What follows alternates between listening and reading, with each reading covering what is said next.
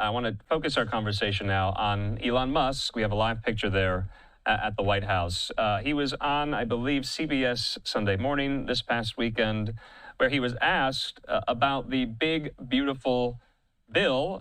He said he wasn't necessarily in favor of it or liked what was in it, kind of, going against the grain, as Musk usually does. How did this fare in the Oval Office, Christian? This was not received well. I can tell you that, Andrew. I spoke to a number of White House aides, and if you look at Stephen Miller's public Twitter feed, he was pushing back on Musk's comments from roughly 10 p.m. last night through 11 a.m. this morning, ahead of the news breaking that the White House will send a rescissions package to the Hill in efforts to codify those DOGE cuts.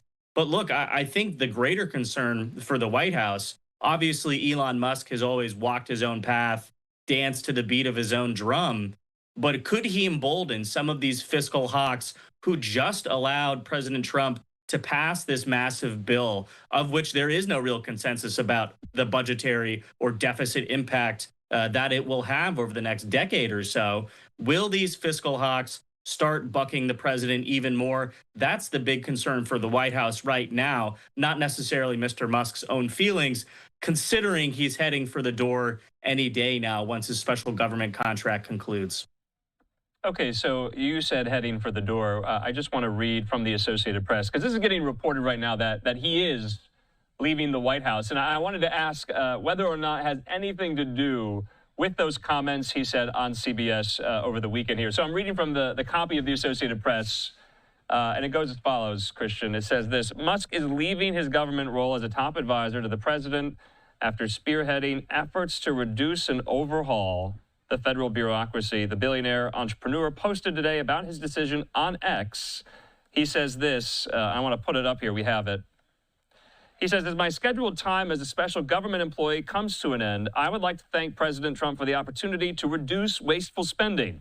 He says the DOGE mission will only strengthen over time as it becomes a way of life throughout the government. So a White House official to the Associated Press confirmed Musk was leaving. Now, to my point here, I want to bring this back up again, Christian. While speaking to CBS, Musk described this big, beautiful bill as a massive spending bill that increases the deficit and, quote, undermines the work of his Department of Government Efficiency. He says this, quote, I think a bill can be big or it could be beautiful, but I don't know if it could be both here. So, Christian, I mean, what do you make of this? Musk is essentially saying, yeah, it adds to the deficit. All last week, White House officials, including White House Press Secretary Caroline Leavitt, swatted down that very notion. It does not add to the deficit. And he was saying it's not to his liking as a government employee, as the founder of DOGE, saying it undermines the very work DOGE is doing. Is that why it didn't go over very well in the Oval Office? Look, Andrew, it's hard to look at the timing of these two events, both Musk's comments and then his imminent departure, and say that it's, they're not occurring in a vacuum, right? But I do want to pump the brakes a little bit, because we know that Elon Musk will not renew his special government employee contract after its 130-day tenure runs its course. Now, depending on how you count, is January 20th the first day of an administration, or is it January 21st? I do want to point out that Musk's contract is set to expire either this coming Friday or this coming Saturday. So his departure was imminent regardless. We don't know if he's officially out the door. That is a little bit of a cryptic message, but it certainly seems like he is tendering his resignation or considering the statement to be his farewell to the nation regarding his work with DOGE. But again, I do think it's hard to say that these two developments have happened independent of each other, just given how much trouble the White House has had regarding this bill, not only in the House, but ahead of what's looking like to be knockdown, drag-out negotiations with Senate Republicans before they pass their own version of the bill as well. So just lastly on this point, Christian, I mean, there was always the opportunity, right? This was always available to Musk to extend his time there at the federal government, to continue doing the work of DOGE. I have in front of me, according to DOGE, they say they have saved a total of $175 billion for the American taxpayer.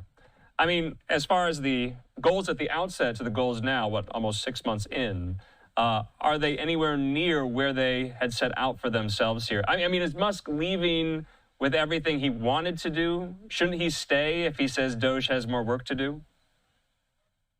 Well, if Doge has more work to do, I'm not so sure Elon Musk is the best person to lead that organization, just given the headaches he's caused the White House. Now, when it comes to the extension of his federal contract, he and both Caroline Levitt told us a few weeks ago that Musk would be sort of scaling down his involvement with Doge and would not renew the contract. But again, I just think it's not exactly a coincidence that these two things occurred with such close proximity.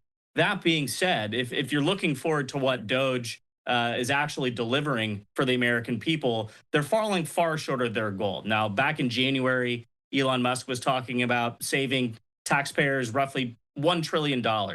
They have parsed that down significantly. You mentioned that around $165 billion number. The rescissions package that the White House is sending to Congress next week, which again will solidify and codify, if passed, these cuts to discretionary spending as recognized by Doge, it's only identified 9.4 billion. So that's even a significantly shorter number than that 165 figure that Musk was putting out just a few weeks ago. So I think for the Trump administration, cutting the federal government while still maintaining an effective bureaucracy to effectuate your agenda has proved to be more difficult than they anticipated. Doge won't expire itself until 2026. Maybe they make some headway in terms of actually shrinking the federal budget, but as it stands right now, it's been a pretty abject failure, at least as conceived and sold to the American public just a few months ago. All right. Christian Daytalk, we'll leave it at that. Always a pleasure talking politics. Great reporting as always. Christian, we'll talk soon. Thanks.